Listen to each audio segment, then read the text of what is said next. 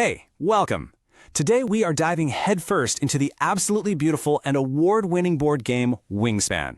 If you've ever dreamt of creating your own little wildlife preserve filled with amazing birds, you are in the right place. We're going to show you how to get your first game up and running in just a few minutes. So here's the plan. We'll kick things off with the big picture. What even is Wingspan? Then, we'll look at what you start with and the 4 main things you can do on your turn. After that, we'll get into the fun part, building your engine, and finally, we'll look at how all that hard work turns into points so you can win the game. So what is Wingspan? Well, at its core, it's a competitive engine-building game. And what that really means is you're not just collecting these gorgeous bird cards, you're actually creating these powerful combinations that all work together, making your turns better and better as the game goes on.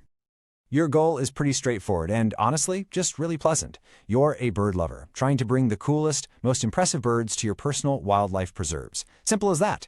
Whoever builds the best network of birds and habitats and scores the most points wins. Everything you do is managed on your player mat, which is split into 3 different habitats. You've got the forest, that's where you'll get your food.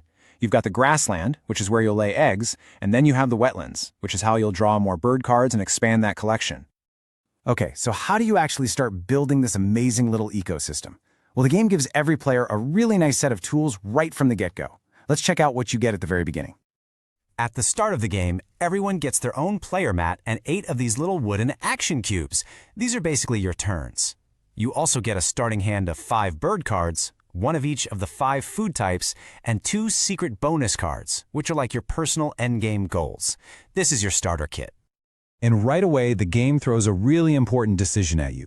You can keep up to 5 bird cards from your hand, but here's the catch. For every bird you decide to keep, you have to get rid of 1 food token. So, do you want more options with birds or more resources with food? You also have to look at your 2 bonus cards and pick just 1 to keep. No pressure. So once you're all set up, the game starts. And the real beauty of Wingspan is that on your turn, you only do one thing. It's all about making one of these 4 simple, elegant choices. So what can you do? Well, you can play a bird from your hand, which you'll need food for. Or you can use one of those 3 habitat rows we talked about. If you take the gain food action, you also get to activate all your birds in the forest. If you lay eggs, you activate your grassland birds. And if you draw cards, yep, you activate your wetland birds. That's it. That's the core loop of the entire game. You know, the best way to see how this all clicks together is to just do it. So let's walk through the first couple of turns using the game's official Swift Start Guide. You'll see exactly how that engine starts to come to life. All right, turn 1. Our goal is simple. Let's just get a bird out onto our mat. We're going to take the play a bird action. First things first, we take one of our action cubes and place it right on the play a bird space. Next, we'll pick the broad-winged hawk from our hand and put it in the first open spot in our forest. Finally, we gotta pay for it. The card shows it costs 1 rodent token, so we'll discard that. And just like that, our first bird is landed. And here's something that just makes Wingspan so special. Every single card is packed with these little details, beautiful art, and a little fun fact. Like this one about the broad-winged hawk. It's touches like these that just pull you right into the world. Okay, turn 2. We've got a bird, which is great, but birds need nests, and eggs are a super valuable resource in this game. So, for our second turn, let's take the lay eggs action. So, we put our action cube on the very first open space in our grassland row. That spot shows us we get to take 2 little egg tokens from the supply. We can put them on any bird that has space, so we'll just put both of them right onto our broad-winged hawk. These eggs are now worth points, and we can even spend them later to play bigger, better birds. Okay, pay attention because this is the secret sauce of the whole game.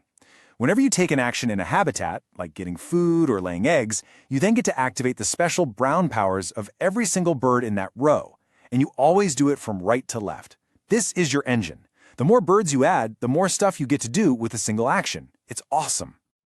And this is a perfect example of how every bird is its own unique little puzzle. The red-breasted nuthatch here has its own power, its own cost, and its own cool piece of trivia. Just discovering all these different birds is a huge part of the fun. All right, so we're playing birds, we're laying eggs, we're building this cool engine, but how does any of this actually lead to a win? How does it all translate into points? Let's take a look.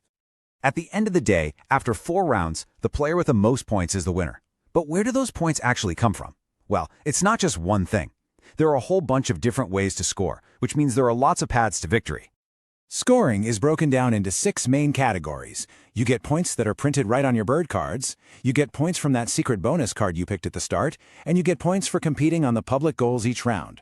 Then, you get 1 point for every single egg on your birds, 1 point for any food cached on a card, and 1 point for any cards tucked under a bird, all thanks to those special powers. Now, here's a really fascinating twist in the game's design. After each round, you actually lose one of your action cubes, which means you have fewer turns. But, and this is the cool part, because your engine is getting bigger and better, each action you do take becomes way more powerful and efficient. It's such a clever system. So what are you shooting for? What's a good score? Well, a solid winning score can often be in the 80s, but honestly, it can be all over the place, depending on what strategies people are using. Every single point counts, so finding those clever little synergies is what it's all about. And as you play, you're just going to keep finding these amazing cards like the painted bunting. They don't just help you score points, they give you this little window into the real world of these incredible animals, sometimes even with a pretty powerful message about conservation. And there you have it. That is how you play Wingspan. You've got all the basic tools you need to build your very own wildlife preserve. So the only question left is, what kind of engine are you going to build first? Are you going to focus on getting tons of food from the forest, become an egg-laying machine in the grasslands, or try to draw a ton of cards from the wetlands? The choice is all yours.